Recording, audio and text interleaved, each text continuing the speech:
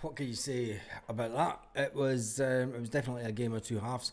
It was definitely a game where it's the first pre-season game of the season. You're not going to look into it too much. The players, it was a B team game. The second half. Young 16-year-old boy comes on, makes his debut. Wee ginger lad. Is that the future? Is he the one to take over from Callum McGregor in 4 years' time? I'm not too sure. He's got a lot of. He's just signed his first deal. He has just signed his first deal at Celtic. So let the young lad progress. Young Turley done okay. Ben Summers done quite well, but nobody really stood out the second half. I did say before the game, I thought it was hi Lorna, how are you this evening? I did say that I didn't think it'd be a high scoring goal. I actually put 1-1 in the comments in the chat beforehand. It was a hard watch, the second half. It was like watching the B team. There was no one, for me, no one stood out that said, I'm ready for the first team. No one stood out and said, I'm knocking down the door for first team football, which was a bit disappointing. So then it takes us back to what Brendan Rodgers said towards the end of last season, when Brendan Rodgers said, look, it's going to be a couple of years before we get a real good conveyor belt of players banging down the door and getting into the first team. There was a good few players in the first half. You're thinking, yep, you can see them being in and around the first team and getting fleeting appearances. But there's nobody coming through like what Kieran Tierney came through. Do you know, that was, you knew he was ready for first team football. The same when Sean Maloney came through. Do you know, you knew he was ready for first team football. There was nobody tonight that said to me, do you know, I'm ready. I'm ready for. He did look composed at 16. Apologise, I'll say that for the young lad. He looked really composed. I think that I was disappointed with his first touch, because if he gets the ball the first time he gets the ball, he turns around and passes it back. And I'm like, fuck, son, just turn. I wanted him to turn around and run with the ball. Turn around and do what Kalmar does, see if there's possession. And even at a 16-year-old, you're thinking, give him a chance, mate. But he grew into the game. He grew into the game, and you're thinking, right, okay, 16-year-old, 2-3 years down the line, he could be knocking on the door. But as we need to get our boys playing in the league set up, we do, Joseph. We need to get these younger players. But it's how many do you bring in? This will be what Brendan Rodgers will be looking at. He'll be looking at and he'll say, right, there's 2 or 3 that are possibles to have in and around the first team. But then does it hinder, and this is the problem that we have at Celtic, does it hinder their progression as players if we bring them into the first team this season and they get 4 or 5 games throughout the season? Does that then hinder their experience? Or do you put them out on loan and get them to believe the pathway? And this is what it comes down to. It would have been interesting if I don't know if Sean Maloney was there tonight. He would have been.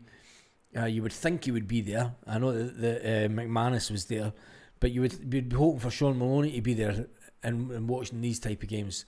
Of course he would have been there. He would have had to have been there. These are the games where you're thinking, this is where Sean Maloney's got his work cut out. Convincing these players that, and Brendan Rodgers and McManus to go out on loan again, to go out to another team, to gain that experience. But they have to have the belief, and this is where we've struggled over. Asking Celtic fans to pay for that rubbish is astonishing. I was waiting on someone saying that. It's getting the youngsters to believe that they honestly have a pathway of getting into the first team. We've lost so many players over the last couple of years because they've either been not good enough or they've not signed new contracts at Celtic, and Celtic have allowed them to leave for absolutely nothing.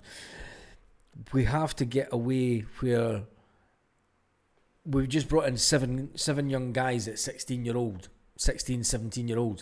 to sign their first professional contracts. A lot of them are given 3-year deals. So that's 3 years to prove that you're going to be good enough for the first team. When you get to the end of that 3 years, if you don't see the pathway, we're just rinsing, repeating what we've done over the last couple of years. And I think that's where we're going wrong. But on tonight's performance, the second half, there was none of them were really stand out. They're saying, yeah. You know, when I think about when Callum McGregor came through and played first team, you were like, yeah, there's a player in there. You know, you could say there was a couple of them that have got potential, and you could then put the argument as, well, we've going to spend 3 million on Lagerbielke, we spent 4 million on Rocky, we've spent 3 million on Lewis Palmer, we've spent fucking whatever on Kwon. You know, the list goes on. So then we have to have a system in place that allows our own players to be the prospect players. And that's where we're struggling as a club. I mean, it's only one pre-season game, and it's the first pre-season game. It's always an opportunity to bring the young players in. But you've got to take a step aside and think, right, how are these youngsters, how are they thinking about it? Because their mates have just left the club. You know, guys that they played football with, Daniel Cummins, you know, they've went on to 5-10 grand a week or whatever. And do they hang around at Celtic long enough to get that opportunity? Well, this is going to be the summer that we'll find out, because getting rid of all the players that seem to be leaving the club right now, I would rather some of these young players, not them all, because there was too many. I think that you can look at the first half, you can look at the Dane Murray, you can look at the Mitchell Frame, you can look at the Jude Bonner. Those are the three. I think Brendan Rodgers wanted to see them the first 45 minutes with some of the first team players, because those are the players that have the potential to mix it up and get some game time in the first team this year. The players that came on in the second half, I think Brendan Rodgers is just looking at them to see, right, where are they at?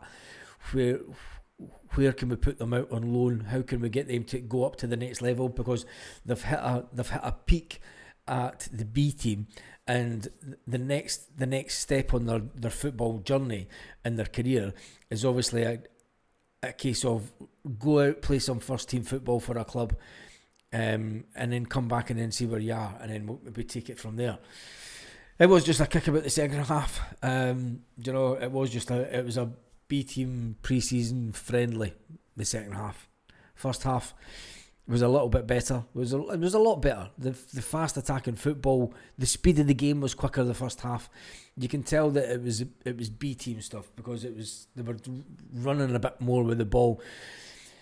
I think that if anything going forward, what Brendan Rodgers has to take from this game tonight and these youngsters is he has to get McManus getting the team. Brendan did this the first time he was here. He got every single level, be it under 16s, you know, under 17s, the B team. He had every single team playing the same formation, the same tactics. So there was to be a conveyor belt coming into the first team. I think Brendan needs to take Steve McManus aside and maybe even bring Stephen McManus into training sessions with the first team.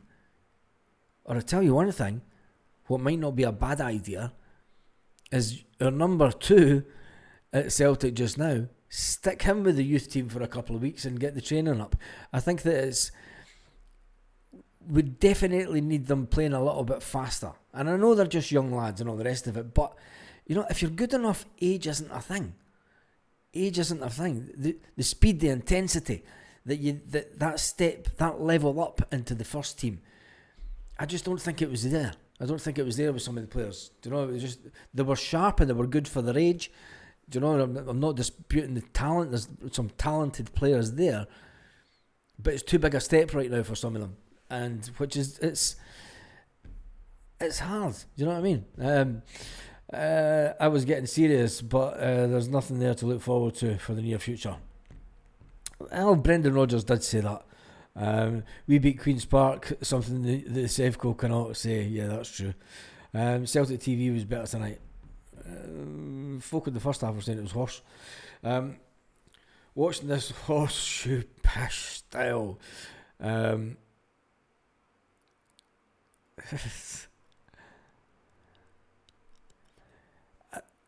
What Green for goal, what that game tonight would have done, it would have let you see exactly how teams are going to set up against Celtic this season. And Brendan Rodgers needs to get the ball moving quicker. And I think he'll know that. And he'll listen, Brendan Rodgers will say, yeah, it was a good exercise.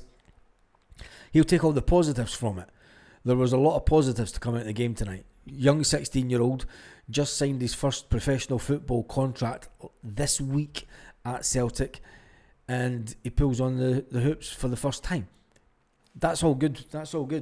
You know, but there are younger players who are going to have a serious hard look. The first half, the ones that I spoke about, Murray, Frame, Bonner, they've got everything that Brendan Rodgers has asked them to get. He's asked them to go out and build up their physicality. They've all done that. I'd even say that the second half, the players that came on, young Francis Turley and everything, you could see that they've all bulked up a bit. There's ability there. It just needs tweaked a bit. You know, I think that when you think about really, really fantastic, good teenage players, you're looking at players that are playing in Europe, and we just don't have that. Let's face it. Johnny Kenny's goal, typical striker's goal. He didn't set the header on fire. Other than that, you know, it's the first game of the season. We're not going to look into it too much. It'll be interesting to see what Brendan Rodgers says to Celtic TV later on. They'll put that out on YouTube in probably about an hour's time, knowing Celtic, when everyone's in bed. And it was a typical first game back, wasn't it? Shite. Let's be fair. Let's just tell it as it is. It's like, God, when you think back to last season and it was a 6-4 game, I did say that I couldn't see where all the goals were going to come from. I wonder what the lineup would be in Cork. I think that the time that Celtic get to Cork, I think that it will be a way stronger team.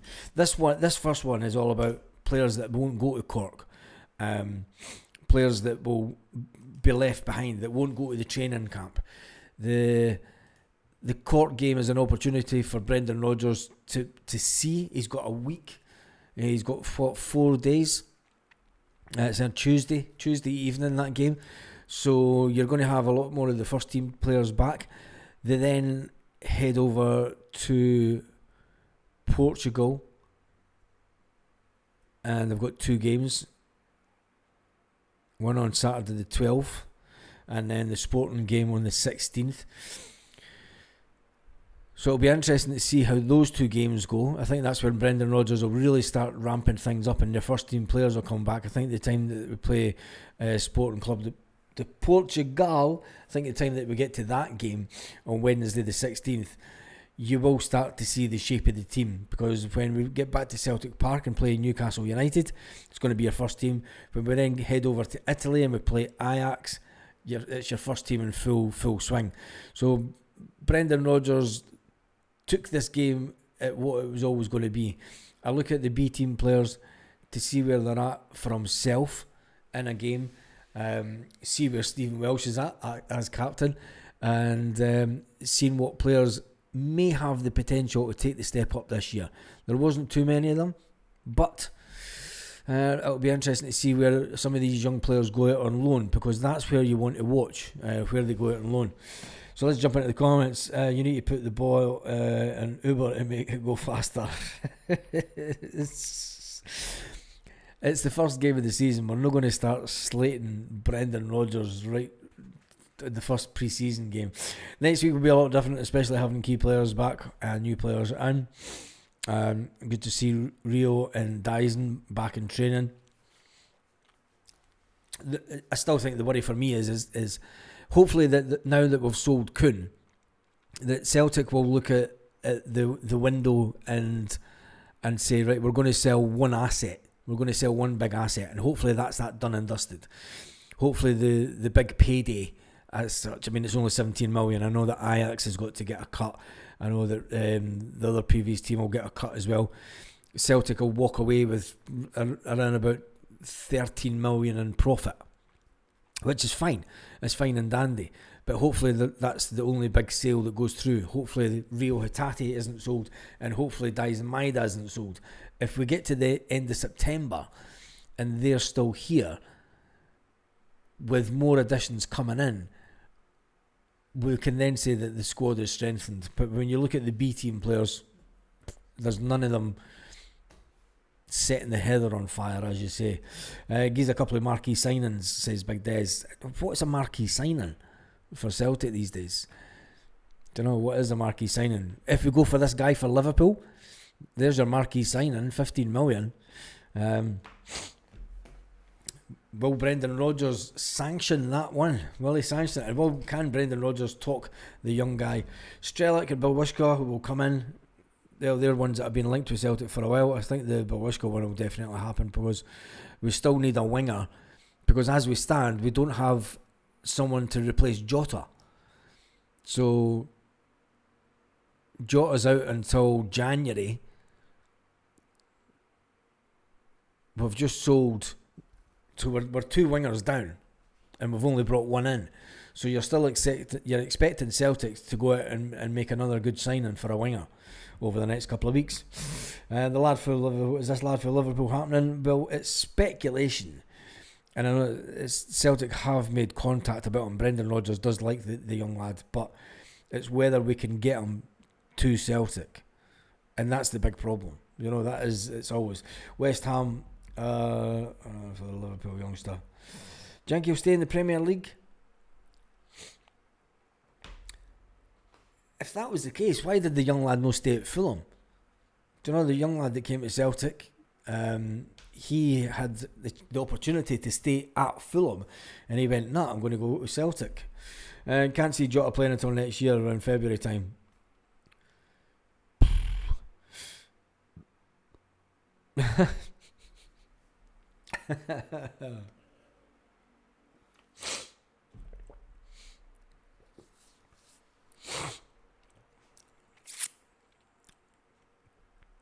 It's not the fact that Brendan Rodgers convinced young Morgan to join Celtic.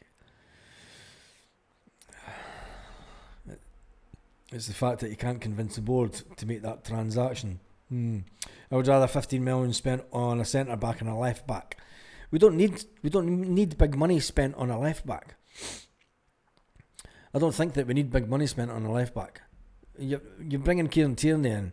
You want someone, if anything, you're wanting one of these younger lads to come in as backup to Kieran Tierney, and for them to be good enough to be in the first team. So I don't know. Heard the guy subbed that lot for us.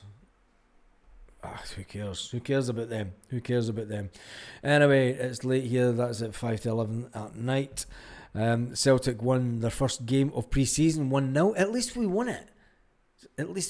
It's always good to win the first game of pre-season. It's always an easy one, I know, but it is a game that we won. I think Dane Murray's our new centre-back. I think Dane Murray's the centre-back that we don't need to go out and spend money on. But we need a left-back. Was any of the left-backs that were there tonight, was any of them good enough to play second fiddle to Kieran Tierney? And I think they were. If you're going to learn off anybody in the game at Celtic, I think it will be Kieran Tierney. But anyway, that's us done and dusted for this evening on one of the saddest days that Celtic have had for a while.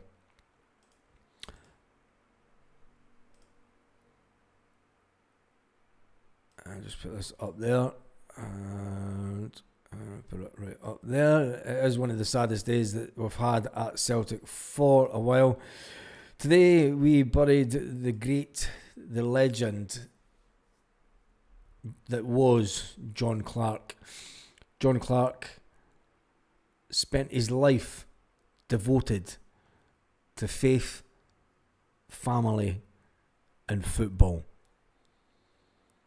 Celtic adorned the chapel that buried him today with the Portuguese flag and a double nod to Portugal. One nod to the fact that it was where Celtic had their greatest moment as a football club. Another one to the sad loss of 2 Portuguese players. May they all rest in peace.